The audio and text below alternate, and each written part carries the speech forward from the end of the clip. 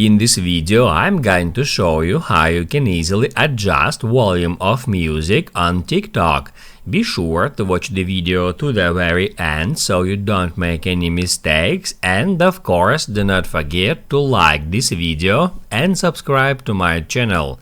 Thanks guys! So let's get started, and first off, open up TikTok app and then hit at that plus sign.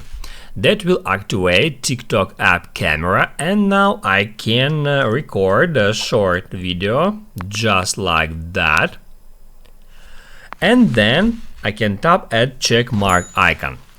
On that step we can add sound to that video. To do that, just hit add sounds right there, and then you will be able to add a sound to that video. You can just select any sound. You can select sound from favorites. You can search for some specific sound, and once you have selected any sound, you will be able to hit right there at volume, and that's where you can increase or decrease volume of music on TikTok. You can also change original sound level and edit sound volume level, just like that. Once you've done with that, hit at done, and that's it.